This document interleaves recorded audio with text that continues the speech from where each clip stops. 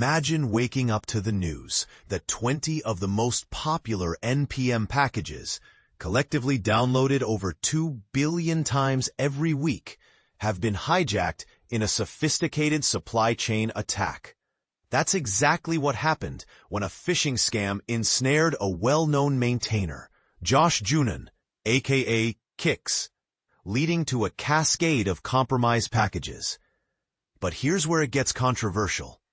Could this have been prevented with better security practices, or are developers simply at the mercy of increasingly cunning attackers? Let's dive in.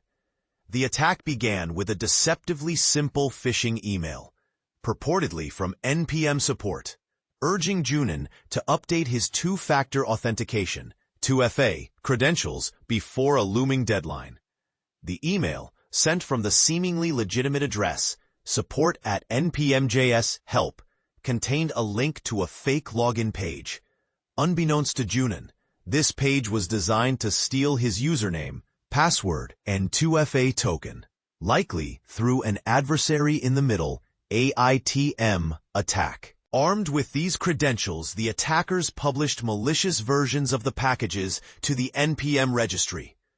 The affected packages, which are staples in countless projects, include ANSI regex at 6.2.1, ANSI styles at 6.2.2, backslash at 0.2.1, chalk at 5.6.1, chalk template at 1.1.1, color convert at 3.1.1, color name at 2.0.1, color string at 2.1.1, debug at 4.4.2, error X at 1.3.3, has ANSI at 6.0.1, is Arayish at 0.3.3, ProtoTinker WC at 1.8.7, supports hyperlinks at 4.1.1, Simple Swizzle at 0.2.3, Slice ANSI at 7.1.1, Strip ANSI at 7.1.1, supports color at 10.2.1, and Wrap ANSI at 9.0.1. In a candid post on Blue Sky, Junan expressed regret.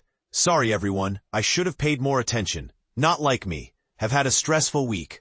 We'll work to get this cleaned up." But the damage was already done. And this is the part most people miss. The injected malware wasn't just random code.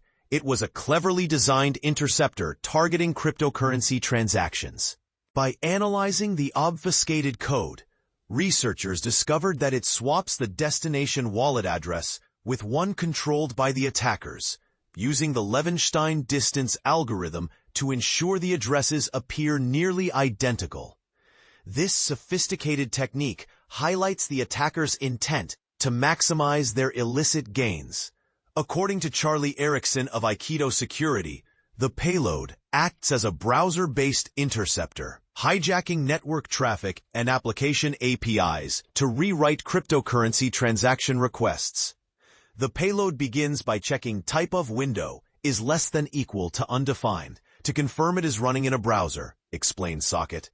It then hooks into window.fetch, XML HTTP request, and window.ethereum.requests, along with other wallet provider APIs. This means the malware primarily targets end users with connected wallets, though developers are not immune if they visit an affected site and connect their wallets. Package repositories like NPM and PyPI are prime targets due to their widespread use and the inherent trust developers place in them. Attackers exploit this trust through tactics like typo squatting and even AI-generated dependencies, a technique known as slop squatting. These incidents underscore the critical need for vigilance, robust CI/CD pipeline security, and lockdown dependencies. Reversing Labs' 2025 Software Supply Chain Security Report reveals a troubling trend. 14 of the 23 crypto-related malicious campaigns in 2024 targeted NPM, with the rest focusing on PyPI. What we are seeing unfold with the NPM packages Chalk and Debug is an unfortunately common instance today in the software supply chain, noted Ilkka Turunen, field CTO at Sonatype. By taking over popular open-source packages, adversaries can steal secrets, plant backdoors, and infiltrate organizations. Here's the bold question. Are we doing enough to secure our software supply chains? Or are we leaving the door open for advanced, persistent threat groups like Lazarus to exploit? The choice to target these packages was no accident. It was a calculated move to reach a vast developer audience through a single, under-resourced project. As we grapple with this latest breach, it's clear that the battle for software security is far from over. What steps are you taking to protect your projects? Let's discuss in the comments.